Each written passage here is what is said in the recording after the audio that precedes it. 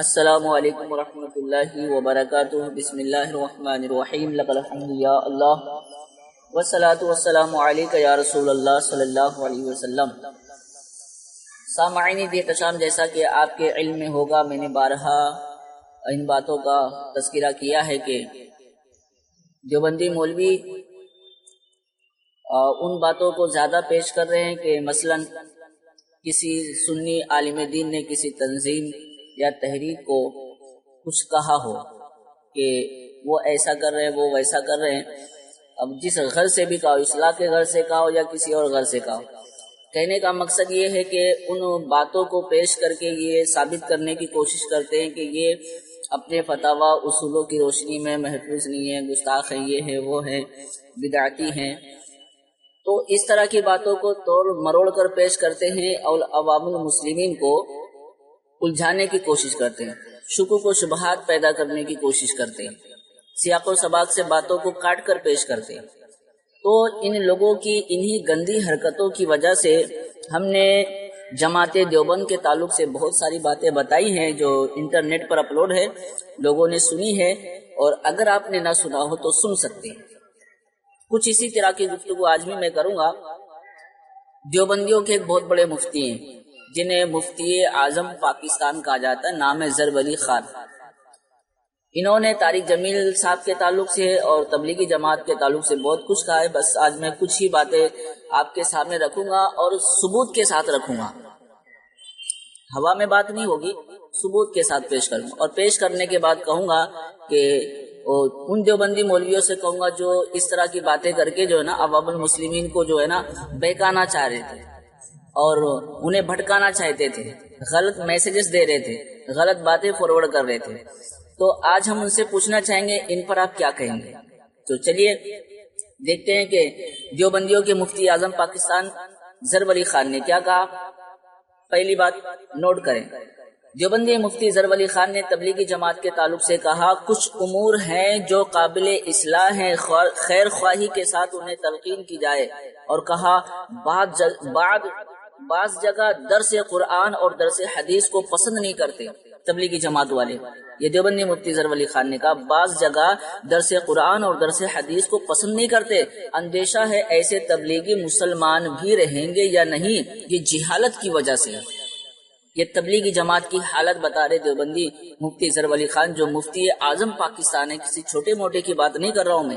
کہتے ہیں کچھ امور ہیں جو قابل اصلاح ہے، خیر خواہی کے ساتھ انہیں تلقین کی جائے، بعض جگہ درس قرآن اور درس حدیث کو پسند نہیں کرتے۔ تو جو جماعت درس قرآن درس حدیث کو پسند نہ کریں، آپ بتائیں پھر وہ کیسی جماعت ہو سکتی ہے؟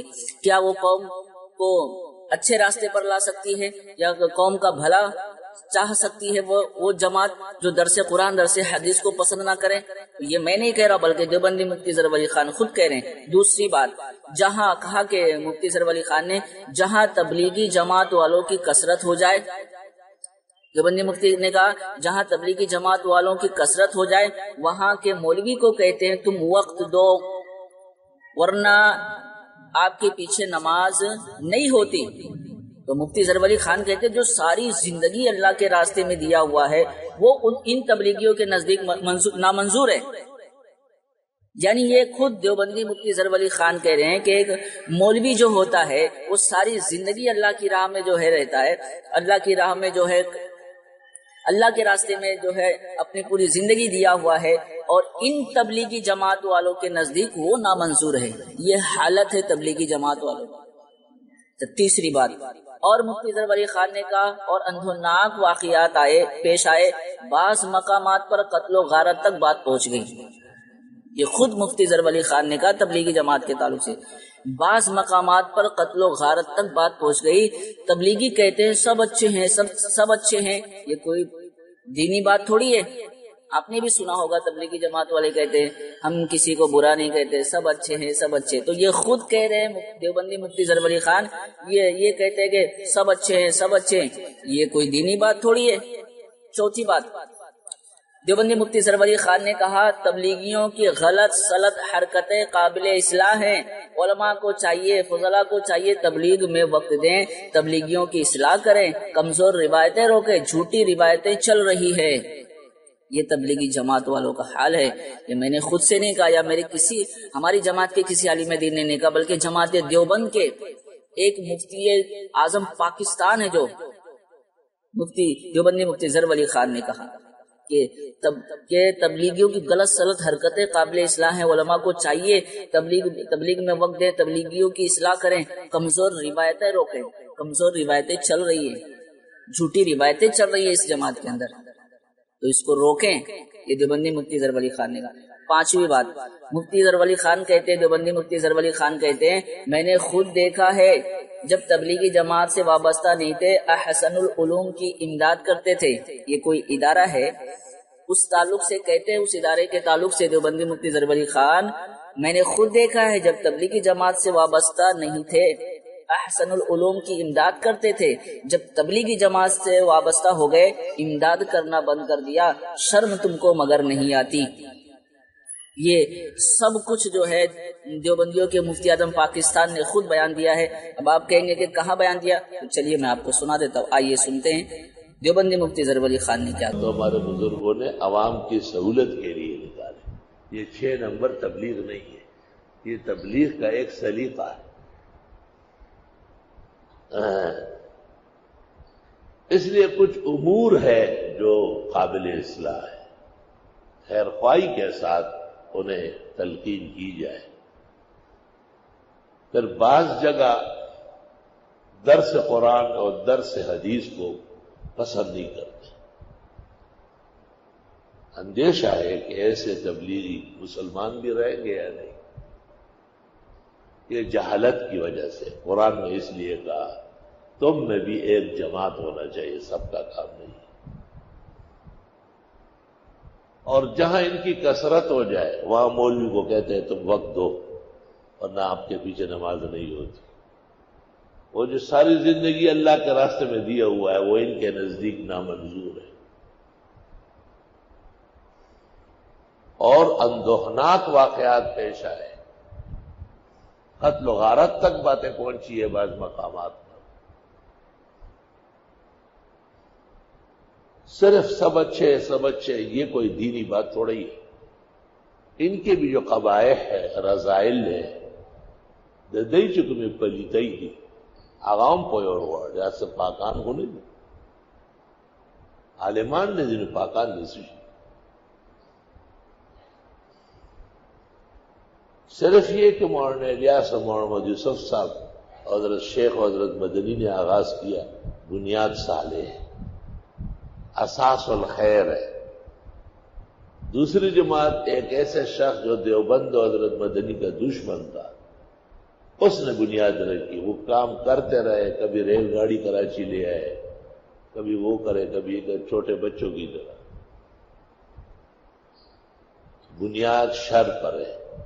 جتنا خیر کا کام ہوگا وہ بھی داغدار ہوگا. اور تبلیغیوں کی غلط سلط حرکتیں بھی قابل اصلاح ہے. علماء دین فضلاء تبلیغ میں وقت دے، نکلے اور ان کی اصلاح کرے. کمزور روایتیں روکے، جھوٹی روایتیں چل رہی بے بنیاد، محدثین کی مسترد کردہ روایات چل رہی.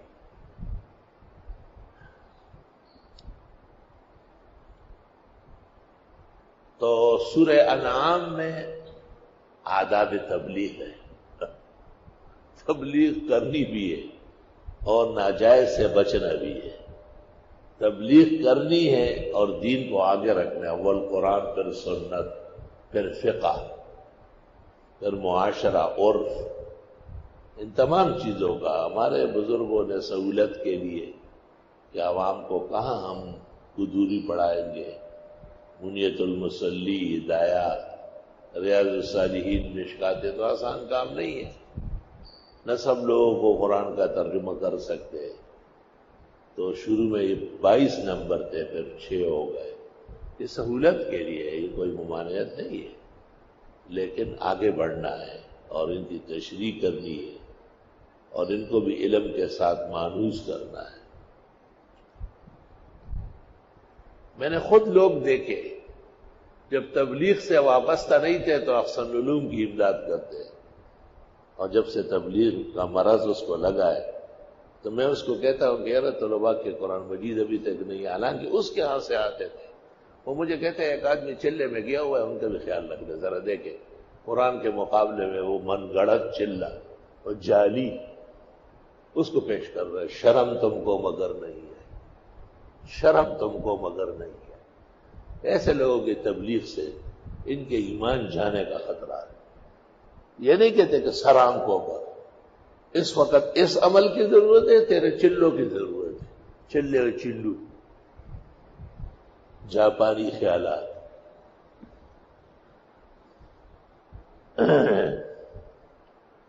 تو جہالت کی وجہ سے، جہالت اور حماقت بہت زیادہ ہے. احسان اور اخلاص کے باوجود صحیح کام نہیں کر سکتے اور نہ صحیح بات کرنا چاہتے ہیں. خیر خواہی اور اخلاص کے عزم سے ان کو آگاہ کرنا ہے کہ قرآن کے سامنے آپ اور باتیں نہ کریں. کئی تبلیغ نصاب پڑھی جا رہی ہو تو یہ بیٹھ جائے گی، آپ کا درس قرآن میں سب سے پہلے تبلیغی اڑ جائے گی. بھائی تمہارا کوئی اور مذہب ہے کیا؟ تم قرآن پہ ایمان نہیں رکھتے؟ شیخ الحدیث نے نصاب تبلیغ اس لیے لکھا تھا، یہ مقابلے کے لیے نہیں، یہ آسانی کے لیے کہ ہر شخص قرآن کی آیات سے یا احادیث سے استدلال نہیں کر سکتا. لہذا حضرت شیخ رحمت اللہ علیہ 65 سال مزارلوم سہارنپور میں بخاری پڑھا کر اس زمانے میں حضرت جی نے یہ لکھی ہے. بہترین کتاب ہے، اگر یہ دل سے اس کو سمجھے اور سمجھائے تو ان سے ٹیڑھ نکل جائے.